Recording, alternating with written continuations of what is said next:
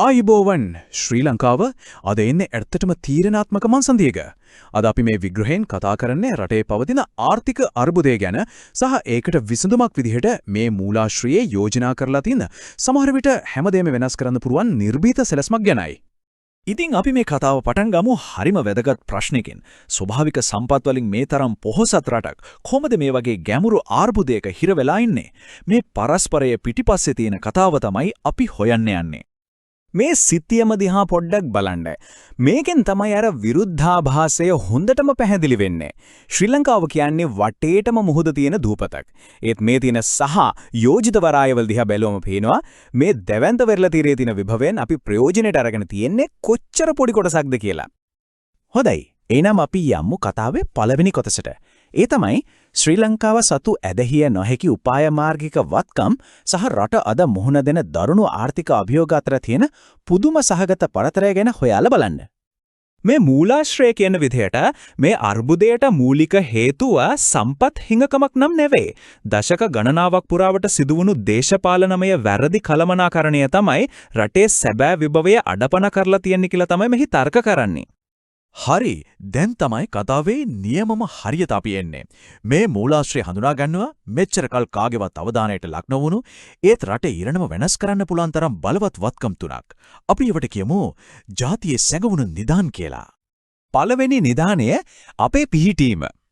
හිතලා බලන්න ලෝකේ මුහුදු මාර්ගවලින් ප්‍රවාහනය කරන මුළු බඩු ප්‍රමාණයෙන් 50%ක්ම ඒ කියන්නේ හැම නැව් දෙකකින් එකක්ම යන්නේ ශ්‍රී ලංකාවට ආසන්න මුහුදෙන්. ඒක හරියට ලෝක වෙළඳාමේ ප්‍රධාන හන්දිය මැද ඉන්නවා වගේ දෙයක්. දෙවනි නිදාණය ශ්‍රී ලංකාවටම අයිති සුවිශේෂී ආර්ථික කලාපය. ඒ කියන්නේ අපේ මුහුදු සීමාව. මේක කොච්චර විශාලද කියනවනම් ලංකාවේ ගොඩබිම වගේ 8 ගුණයක්. ඒත් පුදුමේ කියන්නේ මේ මූලාශ්‍රයට අනුව මේ මහා සාගර සම්පතෙන් අපි ප්‍රයෝජන ගන්නේ හරිම පොඩ්ඩයි. සහ තුන්වෙනි සමහර විට මේ මුළු කතාවෙම තීරණාත්මකම නිධානය. මුහුදු පතුලේ තියෙන අසීමිත ඉහළම ගුණාත්මක භාවයෙන් යුතු වැලි සම්පත. මේක නිකම් වැලි නෙවෙයි. මේක තමයි අපි බලන්න යන විසඳුමේ ප්‍රධානම යතුර. ඉතින් ප්‍රශ්නේ මේකයි. මේ නිධාන තුනම එකට ගැට ගහලා රටේ ආර්ථිකය දුවවර එන්ජිනයක් හදන්නේ කොහොමද? පුදුම එකට වගේ මේ මූලාශ්‍රයේ තියෙන යෝජනාව හරිම සරලයි. ඒ තමයි එකම එක තමන්ටම සල්ලි හොයාගන්න පුරුවන් ව්‍යාපෘතියක්.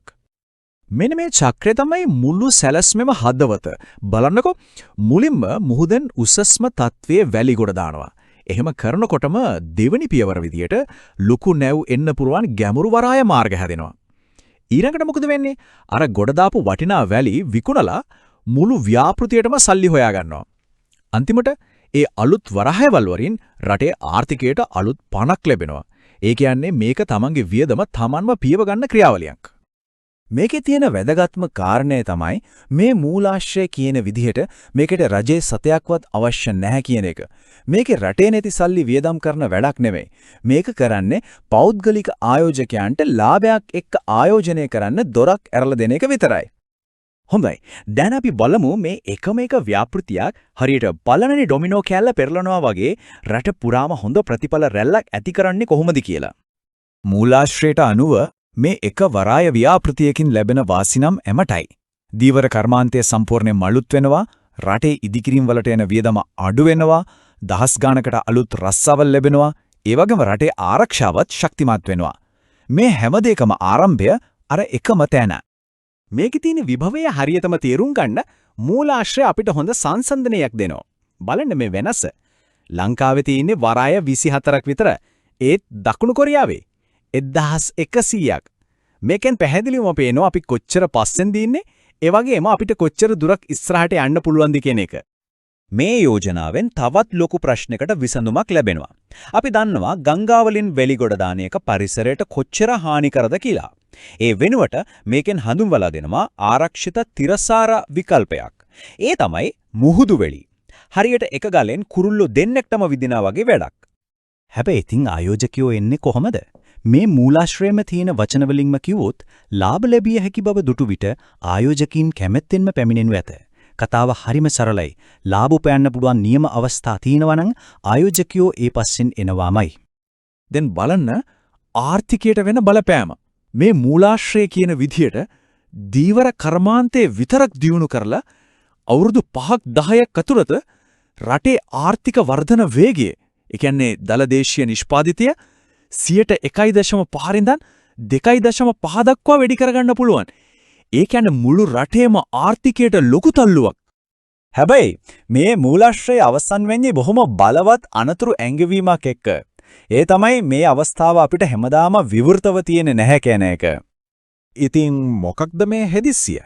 මූලාශ්‍රය පෙන්වා දෙන විදිහට මේ වැඩේට ඕන කරන විශේෂිත වැලිගොඩ දමන නැව් ලෝකෙම තියෙන හරිම ටිකයි. ඒ නැව් ටිකට දැනටමත් ලෝකයේ රටවල් අතරේ ලොකු තරංගයක් නිහඬ යුද්ධයක් වගේ දෙයක් පවතිනවා. මේකෙන්නේ හදිසිය හොඳටම පැහැදිලි නේද? ශ්‍රී ලංකාවට මේ අවස්ථාව උදා වුණා. ඒ දැන් ලෝකේ අනිත් රටවල් මේ අවස්ථාව උදුර ගන්න තරඟ කරනවා. ලෝකේ අපි එනකන් නතර වෙලා ඉන්නේ නැහැ. මේ අවස්ථාව සදාහටම අපෙන් ගිලිහිලා යන්න පුළුවන්. මේ මූලාශ්‍රය කරන ප්‍රකාශය නම් ඇත්තටම නාටකාකාරයි. ඒගොල්ලෝ කියනවා මේ නිශ්චිත අවස්ථාවෙන් ප්‍රයෝජන ගන්න ශ්‍රී ලංකාවට තිබුණු කාලයෙන් 99%ක්ම දැනටමත් ගෙවිලා ඉවරයි කියලා. ඉතින් ශ්‍රී ලංකාවේ අනාගත කතාව වැල්ලෙන් ලියවෙන්න පුළුවන්. හැබැයි තීරණාත්මකම ප්‍රශ්නේ තමයි ඒ කතාව ලියන්නේ කවුද කියන එක.